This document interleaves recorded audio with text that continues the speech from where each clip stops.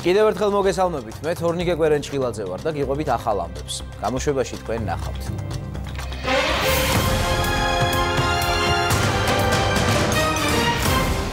პარლამენტის დროებითმა საგამოძიებო კომისიამ ერთ-ერთი პირი ხორავას ქუჩაზე გამოკითხა. ირაკლი ნოზაძის დაჭრაში ბრალდებულს ბრალს დღეს წარუდგენენ.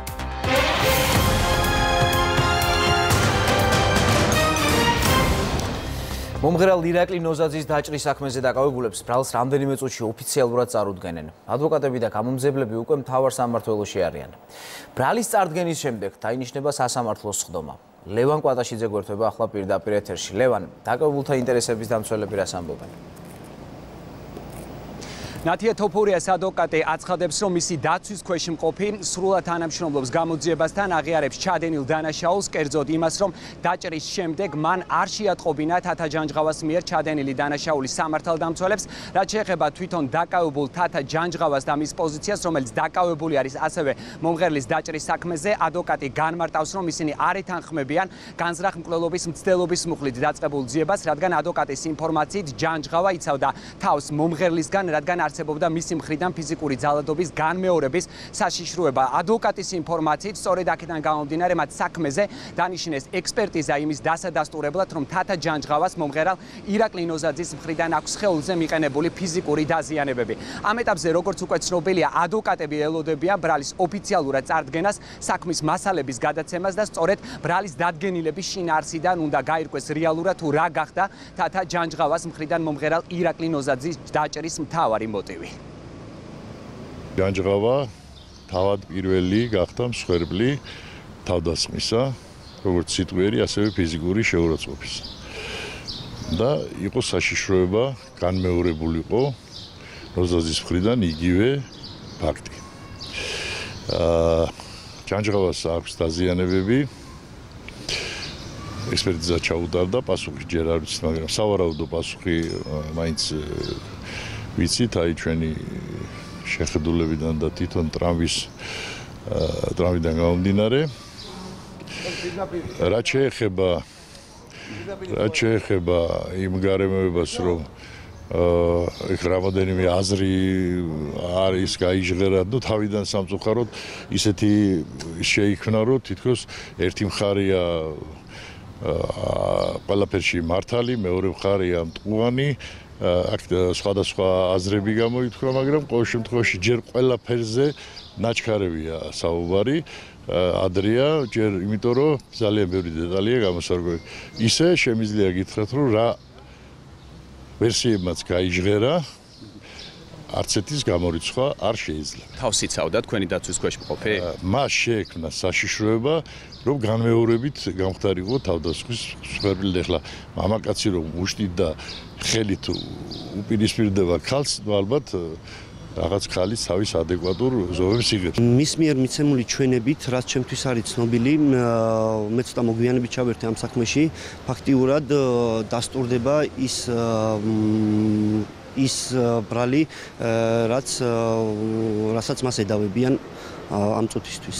კონკრეტულად რას ედავებიან როგორც ჩემთვის არის ცნობილი, ამ ეტაპზე ბრალის წარდგენამდე მას ის არის ეჭვიტანილი დანაშაულის შეუტყობინებლობაზე. მას შემდეგ, რაც ნათია თოფურიას და თათა ჯანჯღავას ბრალი ოფიციალურად წარედგენებათ, ამის შემდეგ სასამართლო უკვე იმსჯელებს მათთვის აღკვეთი ღონისძიების შეფარდების საკითხზე. თოფურიას ადვოკატი განმარტავს, რომ ისინი მოითხოვენ არასაპატიმრო აღკვეთი ღონისძიების გამოყენებას, რაც შეეხება ჯანჯღავას ინტერესების დამცველს. ადვოკატი განმარტავს, რომ ისინი ამ ეტაპზე ელოდებიან საქმის მასალების გადაცემას და სწორედ აქედან გამომდინარე უკვე ისინი ჩამოყალიბდებიან დაცვის სტრატეგიაზე. მადლობა ლევან. ეს ლევან კვატაშიძე იყო. საგამოძიებო კომისიის წევრებმა ხორავას ქუჩის 4 ნომერში 3 მოწმე გამოგითხეს. დეპუტატებმა მათ კითხვები უშუალოდ შემთხვევის ადგილზევე დაუსვეს. მოწმეთა უმრავლესობას საქმის დეტალების გახსენება უკვე უჭირს. ხორავას ქუჩაზე გამოკითხვა კვლავ გაგრძელდება. პარალელურად საგამოძიებო კომისიის სხდომებიც გაიმართება. ვასილ დაბრუნდაშვილი განავრცობს თემას. ხორავას ქუჩის 4 ნომერში ერთგვარი საგამოძიებო ექსპერიმენტი არის დასრულებული. საგამოძიებო კომისიის წარმომადგენლები შემთხვევის ადგილზე იმყოფებოდნენ დილიდან და აქ ადგილზე ასევე მოიყვანეს 3 მოწმე, რომელთა გამოკითხვაც სწორედ ხორავას ქუჩის 4 ნომერში მოხდა. შემთხვევის ადგილზე საგამოძიებო კომისიის წარმომადგენლების თხოვნით ერთ-ერთმა მოწმემ, რომელიც არის წითელი ავტომობილის მეპატრონე, მოიყვანა ეს ავტომობილიც ხორავას ქუჩის 4 ნომერში, თუმცა რატომღაც ამ ავტომობილის მეპატრონემ დღეს კომისიის წარმომადგენლებს ვერ მიაწოდა ამომწურავი ინფორმაცია და მათ შეკითხვებს პასუხები ვერ გასცა. მიუხედავად იმისა, რომ სწორედ ამ ავტომობილის მეპატრონე მაშინ როდესაც ხორავას ქუჩაზე დაჭრეს ახალგაზრდები იმყოფებოდა შემთხვევის ადგილზე და მან გარკვეული დეტალები დაინახა. რაც შეეხება საგამოძიებო კომისიის წარმომადგენლებს უმრავლესობიდან ისინი აცხადებენ, რომ დღეს მათ კითხვები დაუსვეს რამდენიმე მოწმეს, თუმცა ღირებული ინფორმაცია მათგან, რაც გამოძიებას შეიძლება წაადგეს, ვერ მოისმინეს. რაც შეეხება ოპოზიციას, ანუ ევროპულ საქართველოს, მათი წარმომადგენლები აცხადებენ, რომ მათ მიიღეს გარკვეული ინფორმაცია, რომელსაც გაანალიზებენ და ეს ინფორმაცია ცხადია მოხდება იმ დასკვნაში, რომელსაც საგამოძიებო კომისია მოამზადებს უკვე ბოლოს. ადამიანი, ვინც უყურებდა ჩხუბს თავიდან ბოლომდე, ეს ადამიანი თავის პირით ამბობს, რომ მე ვიყავი პოლიციაში, რამდენიმე საათის განმავლობაში მკითხავდნენ და მისი გამოკითხვის ოქმი საქმეში არ დევს. და დღეს ეს ადამიანი გვეუბნება, რომ არაფერი დაუნახავს. მაშინ, როდესაც მისი თვალსაჩინოს არეალში იყო უშუალოდ ლევან დადუნაშვილის სასიკვდილო დაჭრა, რამაც გამოიწვია მისი სიკვდილი.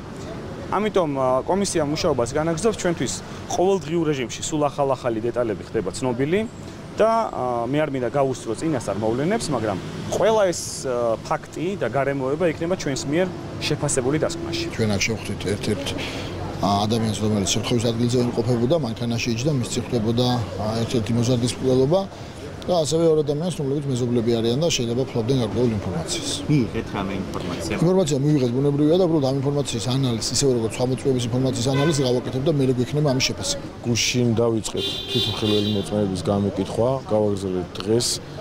ხა ბოლოს იყო გამოკითხული ერთ-ერთი თვითმხილველი მოწმე, რომელზეც ძალიან ბევრი ადამიანი მიუთითებს, რომ ამ დროს მანქანით გამოდიოდა აი ამ არკიდან, რომლის წინაც ახლა ჩვენ გავართ. ის წესით უნდა უყურებდეს მაქსიმუმ 5 მეტრის დაშორებით იმ ამბავს, რაც ხდებოდა 1 დეკემბერს აქ ხორავას ქუჩაზე, მაგრამ სამწუხაროდ რაიმე რეალური და ხელშესახები ინფორმაცია ამ ადამიანს ჩვენთვის არ მოუწია. სამწუხაროდ ეს ადამიანი და რამდენიმე სხვა ადამიანი შესაძლებელია თავს იკავებს მოყოლისგან რა მოხდა სინამდვილეში, მაგრამ ეს ყველაფერი უნდა შევაგროვოთ, მტკიცებულებები და დასკვნები გამოვიტანოთ ბოლო ეტაპზე.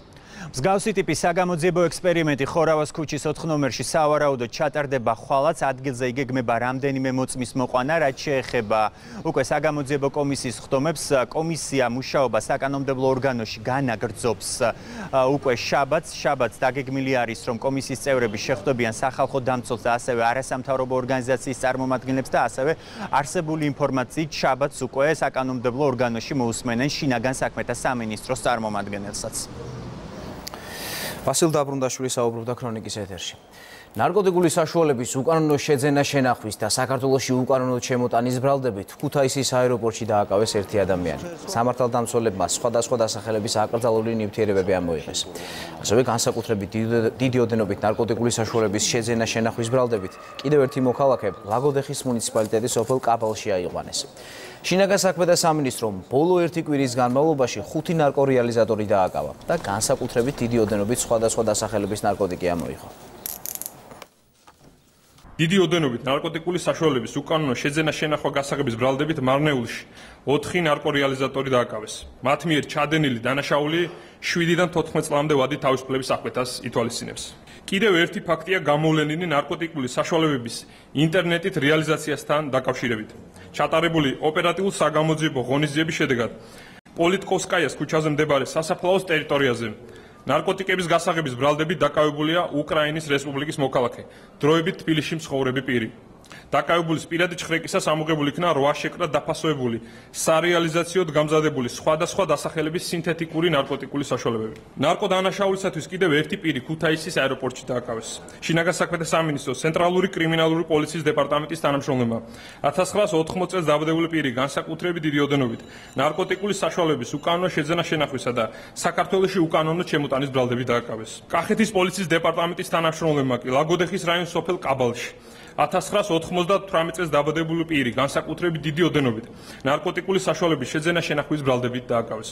სამართალდამცველებმა ბრალდებულის პირადი ჩხრეკისას განსაკუთრებით დიდი ოდენობით 275 გრამი ნარკოტიკული საშუალება ტეტრაჰიდროკანაბინოლი ამოიღეს.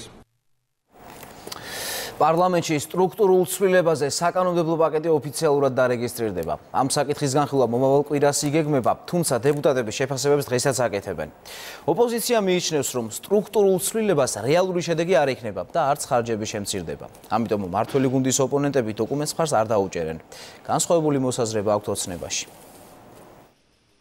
ქართულ ოცნებას ახასიათებს ყველა კარგი იდეის დამახინჯება და დევალვაცია და ასე არის მცირე მთავრობის შემთხვევაშიც.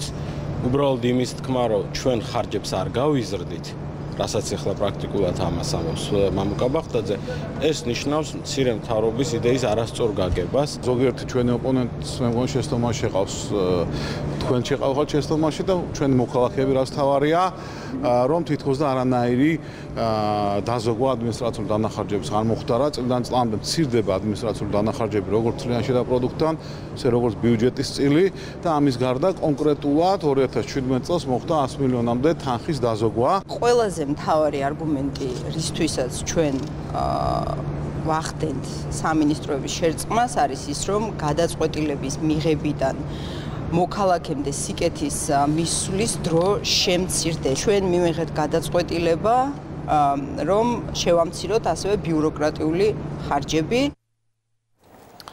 მამუკა არეშიძე ტატუნაშვილი 82-ას სიის შექმნის იდეას არ ეთანხმება. ექსპერტი მიიჩნევს, რომ რუსეთმა შავი სია შესაძლოა ისევ ჩვენს წინააღმდეგ გამოიყენოს. მე ამ სიის შემოღების წინააღმდეგი ვიყავი თავიდანვე. ვთვლი, რომ ამ სიის გარეშეც შეიძლება ზოგიერთი მათგანის ვინც ამ სიაში ამ წინააღმდეგ ბრძოლა. სხვადასხვანაირი მეთოდები არსებობს, მე მეთოდებს ახლა არ დავაკონკრეტებ. როგორც სამართლებრივი, ისე არასამართლებრივი გზები. ვთვლი, რომ ეს გარკვეულ პროცესებს გაახლოებისას ხელს შეუშლიდა და რაც ყველაზე მთავარია, ჩვენ მოწინააღმდეგეს მისცემდა ანალოგიური სიის შექმნის საფუძველს.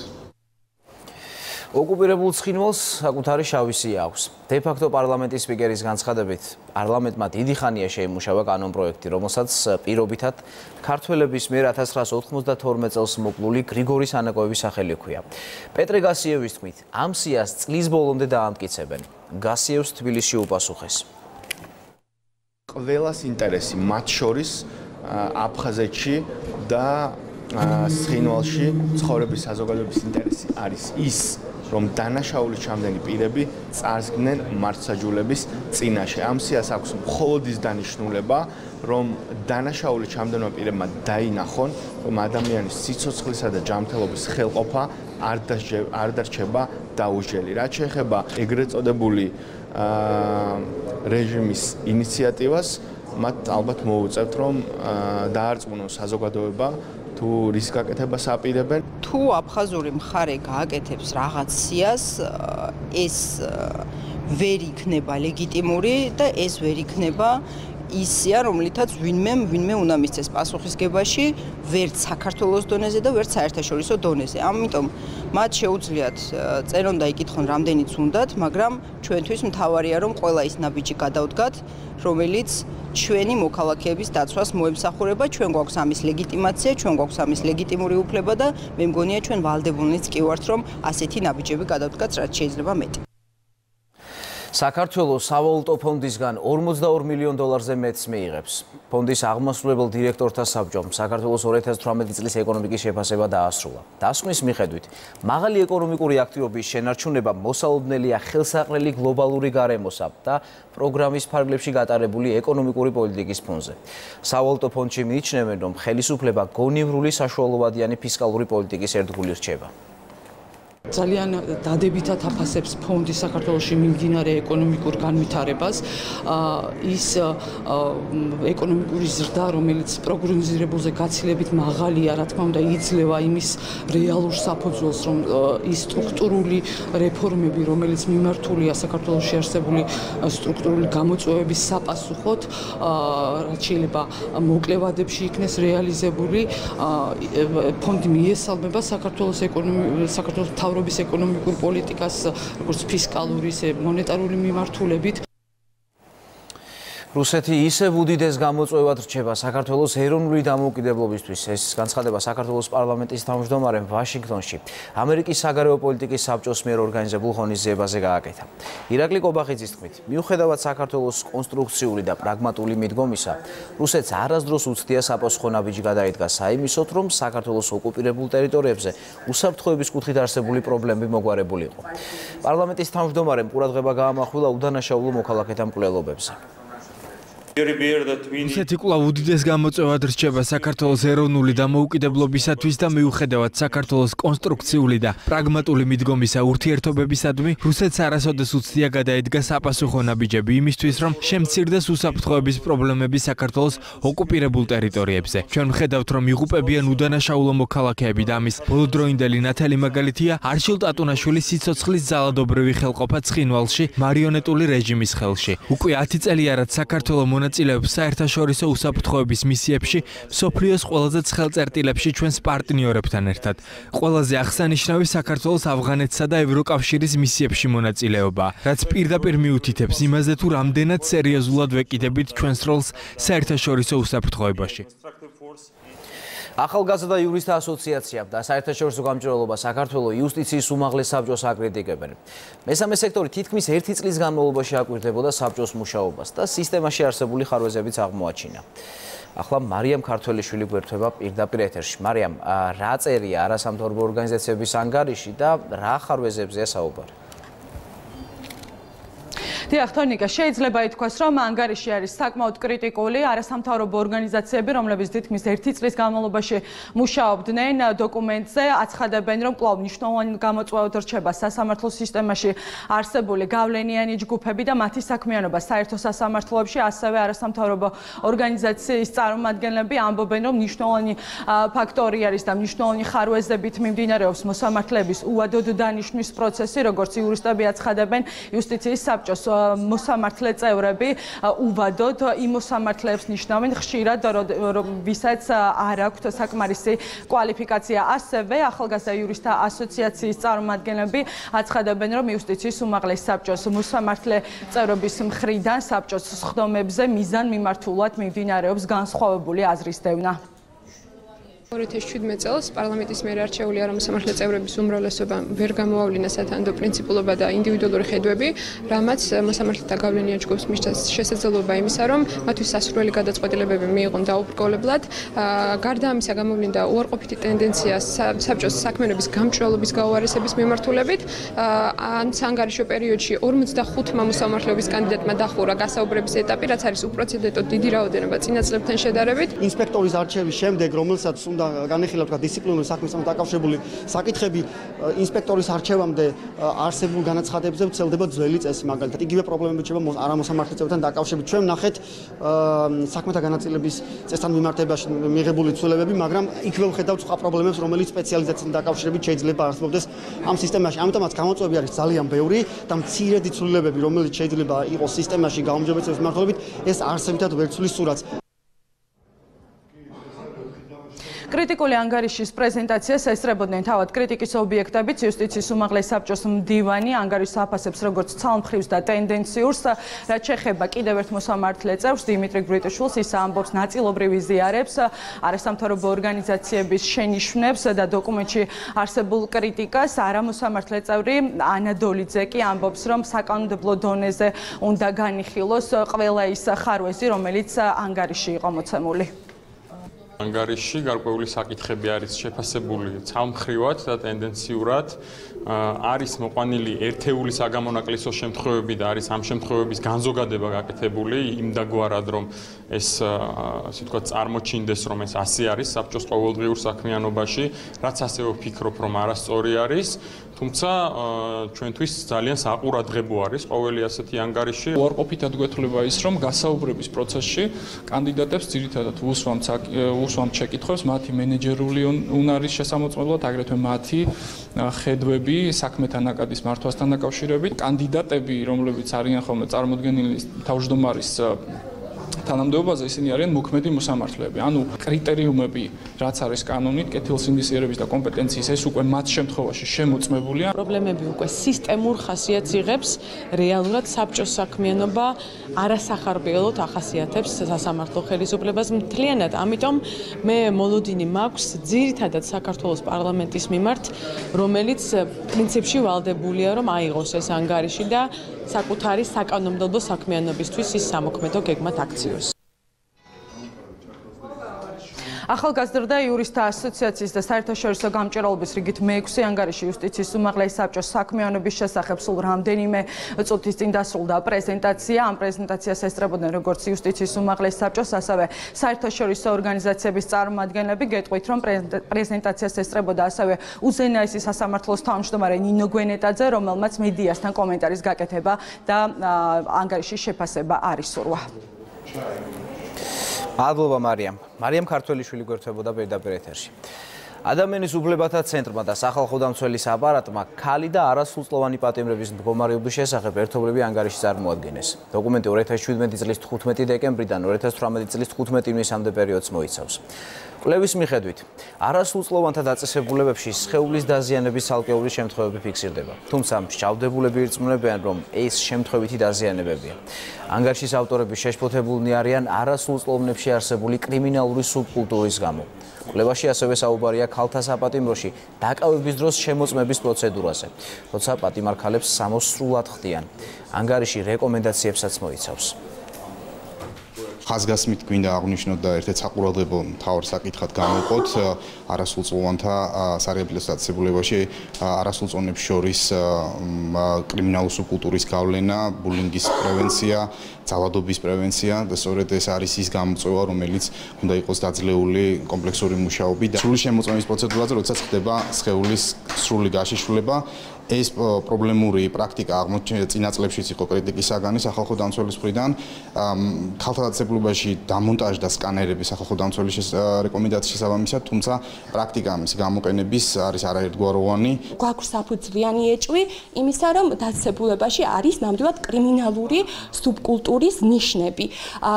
დაწესებულებაში არსებობს არაფორმალური მმართველობა, გარკვეული არასრულწლოვანი პატიმრების მხრიდან, გარკვეული დაყოფა პრივილეგირებულ და არაპრივილეგირებულ ჯგუფებად და რა თქმა უნდა ეს წარმოშობს ურთიერთობის მხრივ გარკვეულ პრობლემებს. წლების შემდეგაც კი ეს პრობლემები კვლავ სახეზეა. აქ არის საუბარი როგორც სუბკულტურის გამოვლენებაზე, ასევე იმაზე, რომ ნაკლებად ხდება რეაგირება არასთანამოყრობის ფაქტებზე, ის პრაქტიკა თუნდაც, რომელიც შემოწმებას გულისხმობს, კვლავ სახეზეა, მიუხედავად ამაზე არაერთი რეკომენდაციისა, ისევე როგორც სარეაბილიტაციო პროგრამების ნაკლებობა, სამწუხაროდ კვლავ რეალობა და ამ კუთხით ბევრი რამე არის გასაკეთებელი. ნიკამელია თბილისის პროკურატურაში გამოკითხვაზეა.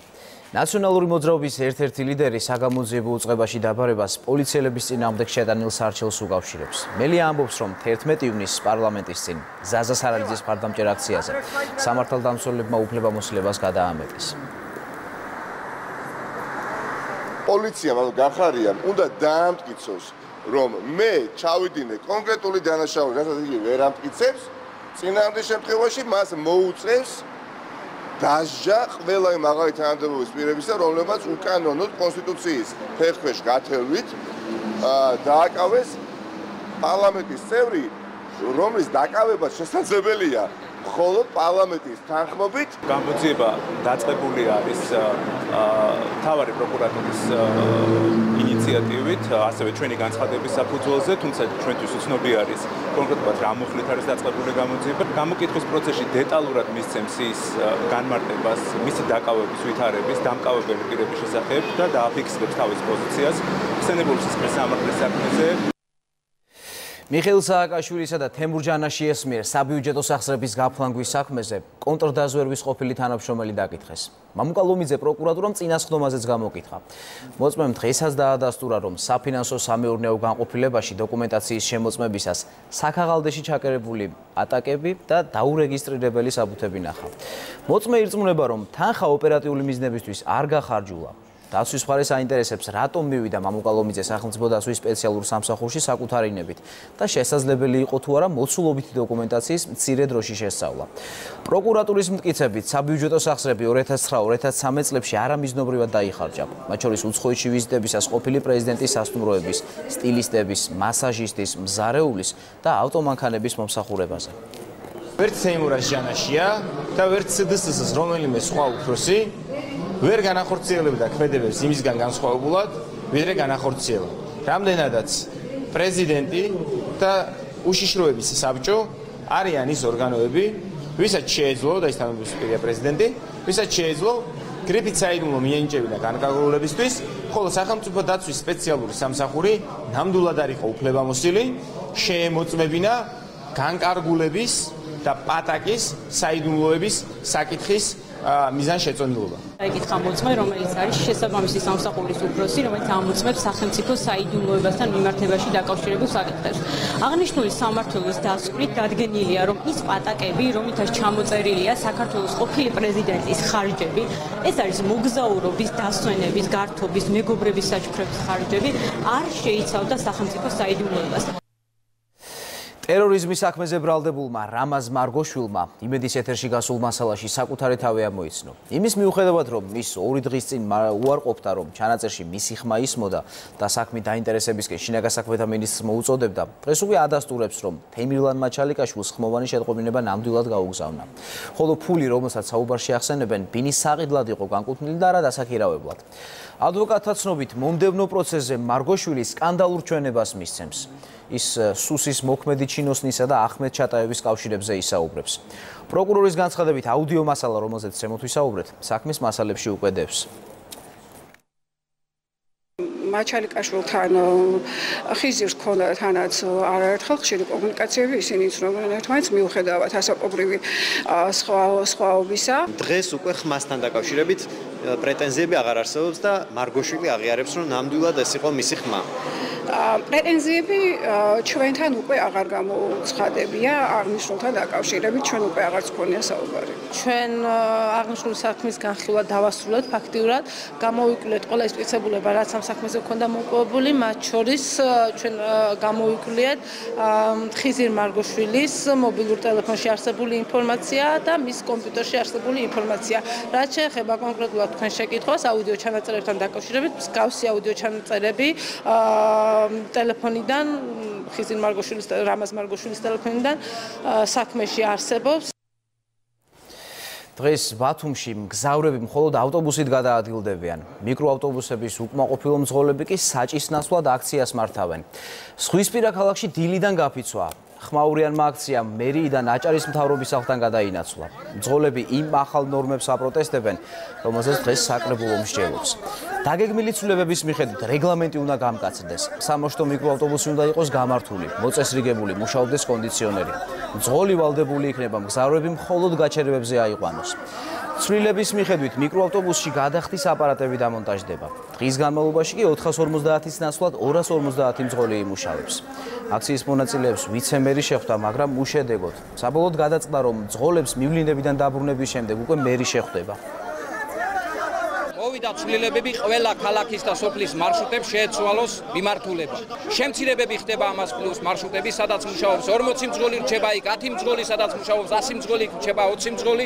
სად უნდა წავიდეს ამ მძღოლებმა? არსებული მანქანები, რომლებსაც დღეს ემსახურებიან, ეს ჩვენი მძღოლები, არის რეგულაციები, სადაც უნდა დადგეს GPS-ები, კასა, რომელიც ავტობუსში მოქმედებს მსგავსი ანალოგი, ამ ყველაფერთან ერთად არის მანქანები, ჩვენ არ ვამბობთ, რომ მანქანები არ გაახდეს, პარკი არ გაახდეს, მანქანები და სავარძლები და ან სხვა იგი იყოს მოუწესრიგებელი, ისე ემსახურონ ჩვენ ხალხს, ჩვენ მოქალაქეებს, ტურისტული ქალაქია, მაგრამ ამას ემატება ერთი რამ, რომელიც მიუღებელია მძღოლებისთვის.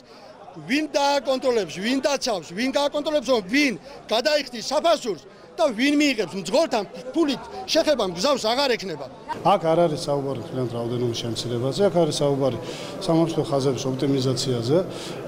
კერძოდ იყო სხვადასხვა იყო გაურება ხაზებში, იყო ერთი და იგივე მარშრუტზე დადიოდა სხვადასხვა ინტერვალით და სხვადასხვა სიგრძით, რა თქმა უნდა, სხვადასხვა სამარშრუტო ხაზები და შესაბამისად საუბარი არის დღიურ რაოდენობის შემცირებას და არა მთლიან შემცირებას. პლუს ამას დამატებით 250-ზე არის საუბარი დღიურზე.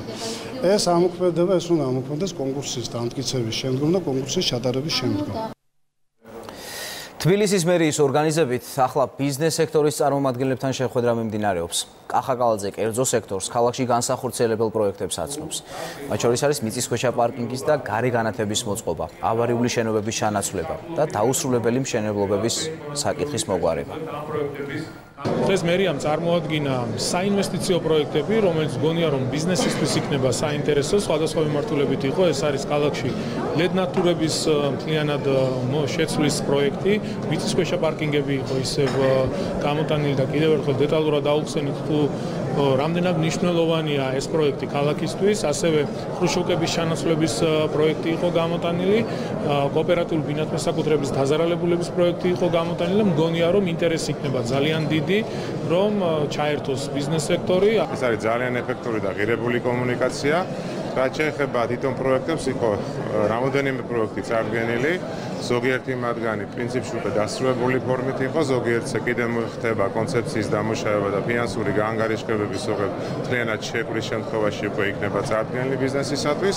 მართლაც საინტერესო პროექტებია და დარწმუნებული ვარ, რომ ამით ბიზნეს კომპანიები დაინტერესდებიან. ხო, რამოდენიმე ძალიან საინტერესო პროექტი, რომელიც ვფიქრობ, რომ ინვესტორებს დააინტერესებს და ასევე მოქმედ ბიზნესებს, ჩვენი მხრიდანაც აუცილებლად მოვახდენთ დეტალურ შეფასებას, ესეთ ეხება სივრცით მოწყობებს, ბინათმშენებლობების ჩანაცვლებას და განსაკუთრებით პრიორიტეტი მიმოჩნია პარკინგების სქემა. დამუშავებული ეს პროექტები არ არის ეკონომიკა მათი შესწავლილი არ არის, ასეთვე კვლევები არ არის გაკეთებული. მთავარი არის, რომ მერიამ ეს ინიციატივა გააცნო საზოგადოებას, რომ უნდა კომერციული გახადონ ეს ყველაფერი სახელმწიფოზე არ იყოს ჩამოკიდებული. ეს არის მნიშვნელოვანი ნაბიჯი. ამ კუთხით შეგვიძლია რომ შევაფასოთ დადებითად და თვითონ ცალკეულ პროექტს რაც შეეხება სამუშაოა. საქართველოში ჰაერის ტემპერატურა მოიმატა და კიდევ უფრო მოიმატებს 39-დან 41 გრადუსამდე. აღმოსავლეთ საქართველოში მაღალი ტემპერატურა 3 ივლისამდე შენარჩუნდება. ამიტომ დაავადებათა კონტროლის ეროვნული ცენტრი გვაფრთხილებს, რომ ინფექციური დაავადებების რისკიც გაიზრდება ტემპერატურასთან ერთად. განსაკუთრებით ხშირად ფიქსირდება დიარეის შემთხვევები და საკვე პროდუქტებს უნდა მივაქციოთ ყურადღება. როგორც დასავლეთ საქართველოში, ისე აღმოსავლეთ საქართველოში და მათ შორის თბილისშიც მაღალი ტემპერატურა +29-41 გრადუს ფარგლებში იქნება, ხვალ დასავლეთ საქართველოს შედარებით დაიკლებს, ხოლო აღმოსავლეთ საქართველოში და თბილისშიც ნარჩუნდება 3 ივლისამდე დაახლოებით მაღალი ტემპერატურა. არის გარკვეული რისკი მთელი რიგი ინფექციური დაავადებების გამწვავების ან წარმოშობის. ძირითადად ეს არის დაავადებები, რომლებიც გადატანა ხდება წყლის მეშვეობით და ასევე დაბინძურებული საკვების მეშვეობით. ასევე მესამე კომპონენტი შეიძლება იყოს მოგესალმებით მწერებით და სხვადასხვა კოღოებით და ტკიპებით გადამტანი დაავადებები. გაუქმდება თუ არა საგანგებო მდგომარეობა თურქეთში. რეკლამის შემდეგ უცხოეთის ახალი ამბებით ბრუნდებით, ასე რომ დაგვეუბნებით.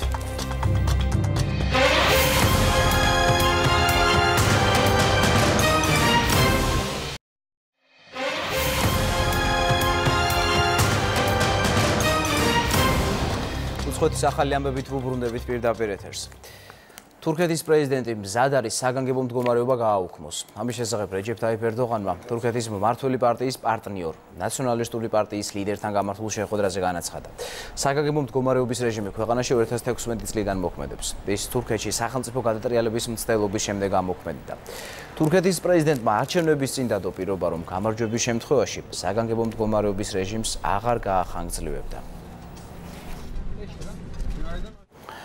ბრიუსელში ევროკავშირის სამიტი იწყება. მსჯელობის მთავარი საგანი არალეგალი მიგრანტების პრობლემაა. ორგანიზაციის წევრები საზღვრებზე კონტროლის გამკაცრებას და ჩრდილოეთ აფრიკის სახელმწიფოებისთვის ფინანსური დახმარების გაზრდაზე იმსჯელებენ. ევროპელი ლიდერები ასევე განიხილავენ ევროკავშირის მოსაზღვრე ქვეყნებში მიგრანტების დროებითი განთავსების ცენტრების გახსნის საკითხს. ორდღიან სამიზზე შეერთებული შტატების მიერ ალუმინის და ფოლადის იმპორტზე დაწესებულ ტარიფებსა და ევროკავშირის საპასუხო ნაბიჯებზეც ისაუბრებენ. კიდევ ერთი მთავარი თემა ივლისში დაგეგმილი ნატო სამიტი და რუსეთის მიმართ დაწესებული სანქციების გახანგრძლივება იქნება. ევროკავშირის სამიტი ბრიუსელში ხვალ დასრულდება. სამაშველო გემ Lifeline-ის მიერ გადარჩენილი მიგრანტების ნაწილს ევროპის კიდევ ორი ქვეყანა შეიფარებს. ტოლვილების მიღებას ამჯერად ჰოლანდია და ნორვეგია დათანხმდნენ. მანამდე აფრიკელი მიგრანტების მიღებაზე თანხმობა საფრანგეთმაც განაცხადა. 230-მდე მიგრანტი ლიბიის სანაპიროებთან 3 დღის წინ გადაარჩინეს. ისინი ევროპის ტერიტორიამდე მიღწევას გასაბერი ნავებით ცდილობდნენ.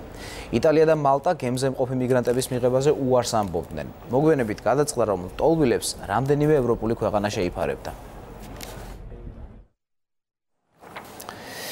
ირანის პრეზიდენტი პირობას დებს, რომ შეერთებულ შტატებს დააჩოქებს. ამის შესახებ მან სახელმწიფო ტელევიზიით გამოსვლისას განაცხადა. ჩვენ ერთად უნდა დავდგეთ იმისთვის, რომ ზეწოლას გავუძლოთ და ამერიკა მუხლებზე დავაყენოთ.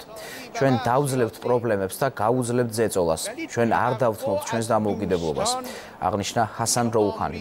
მაისის დასაწყისში დონალდ ტრამპმა ირანის ბირთვული შეთანხმებიდან გასვლის გადაწყვეტილება მიიღო და თეირანს უმკაცრესი სანქციებით დაემუქრა.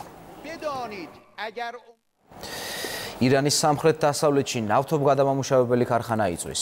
ამის შესახებ სააგენტო ტასნიმი იტყობინება. გავრცელებული ინფორმაციით, ხანძრის შედეგად 6 ადამიანია დაშავებული. 2 მათგანმა სხეულის უმძიმესი დამწვრობა მიიღო. მათი მდგომარეობა კრიტიკულია. ადგილზე სახანძრო და სასწრაფო დახმარების ბრიგადებია მობილიზებული. ხანძრის გამომწვევი მიზეზი ჯერჯერობით უცნობია. აბადანის ნავთობგადამამუშავებელი ქარხანა ირანში ერთ-ერთი უმსხვილესი საწარმოა, რომელიც 1912 წლიდან ფუნქციონირებს.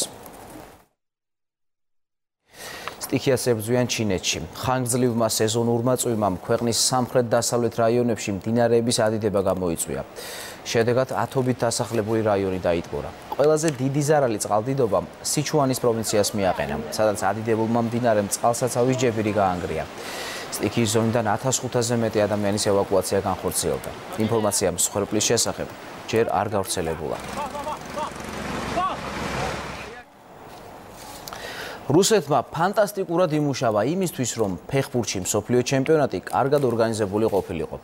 ამის შესახებ დონალდ ტრამპმა თეთრ სახლში ჟურნალისტებთან შეხვედრისას განაცხადა. ჩემშულს უყვარს ფეხბურთი და მოსწონს 2018 წლის მსოფლიო ჩემპიონატის ყურება, აღნიშნა ტრამპმა.